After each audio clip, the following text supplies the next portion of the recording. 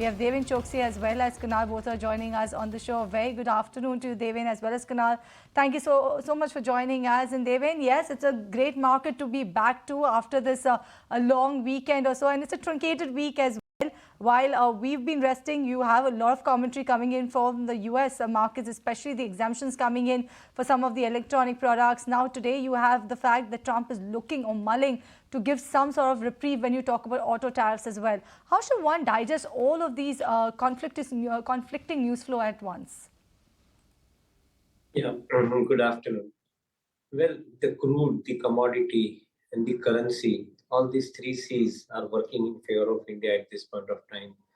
With the lower cost of production promising the lower inflation, along with, I think, reduction in the rate of interest, they are adding into the sweet spot at this point of time. And that's where probably the larger amount of confidence coming in. As such, the domestic market per se, for most of the Indian businesses, they remain relatively resilient, relatively strong as far as the demand is concerned.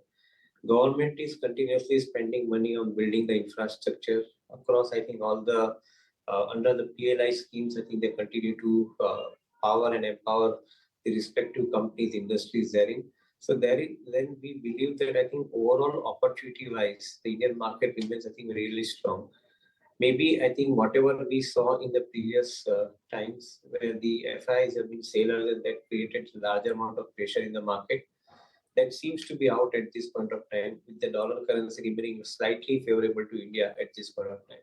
So overall, with the tariff getting postponed and 3C's and 2I's, as we call it as, are working in favor of India, we believe that the market could re-rate, and the range of 21,800 on the downside probably, I think, is the bottom that market has formed as we see it.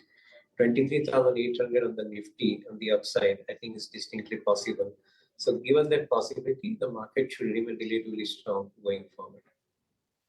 Right, okay, that's the take coming in on the markets right now. Kunal, rejoicing with the rest of the globe, but it's a truncated week once again for us. So what are we in store? Will we manage to hold on to the gains or build on to that in the coming few days? In the last two holidays, we've seen 350-point gap up for the index.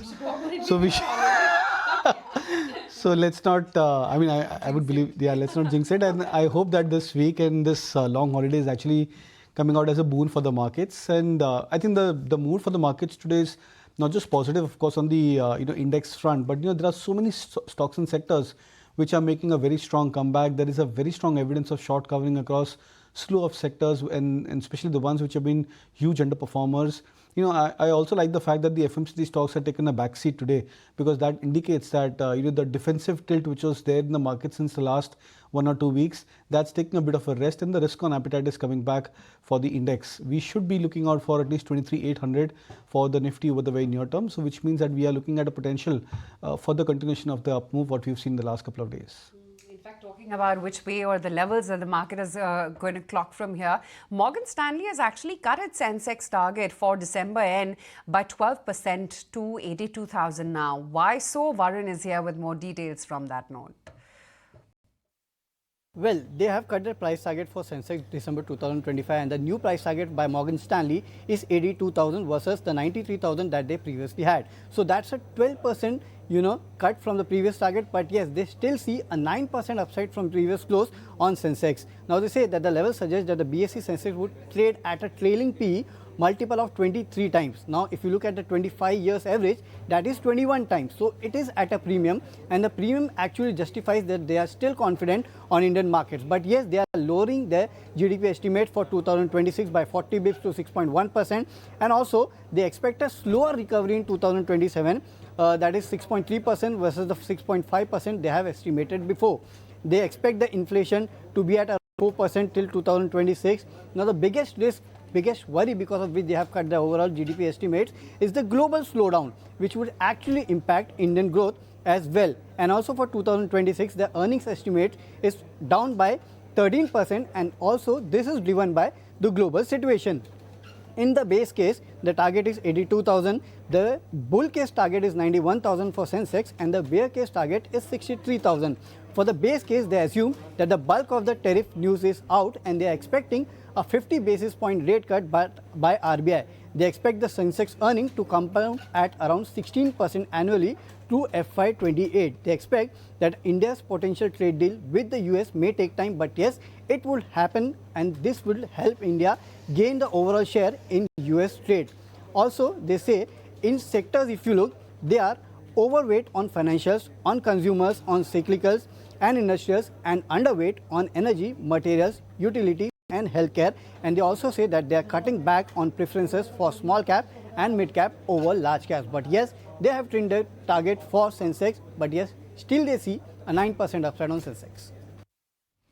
All right, thank you so much for that. Actually, Varun, for outlining what exactly Morgan Stanley has to say in its in its note, given the fact they are actually overweight on at least financial cyclicals as well as industrials. And that brings me me to the next point, actually, Deven, given the fact that a lot of you have murmurs now, the fact that you should actually look at domestic oriented counters, and one of those such product that is actually seeing a very good up move today has to be Bharti Airtel, hitting a fresh record high level in today's trading session. Apart from telecom also being one of these domestic oriented counters that are looking at, are you also looking at this entire theme very closely, that you should look at stocks or the sectors that will benefit in what happens domestically?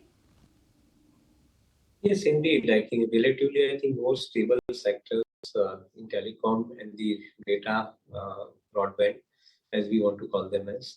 I think they are largely remaining, I think, stable also because of the fact that I think the rollout of the 5G has already happened. Jio in particular is also rolling out different verticals as far as applications are concerned. In different verticals, I think they are rolling out applications. So that promises that on one end, they would be offering higher amount of data consumption for the enterprise level activity.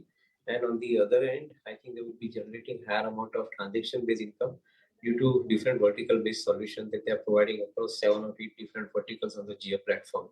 So in my viewpoint, I think that calls for some amount of further investment into this space. And that's where probably both Bharti as well as Jio should be attracting higher investment.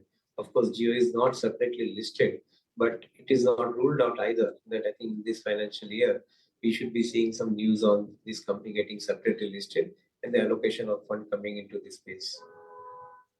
Okay, that's that on telecom, and clearly ruling the entire space is Bharti, now on its way, already at 1800, and one of the brokerages is also quoting a price target of 2000 on Bharti up next. If you like this video, then like, share and subscribe to ET Now.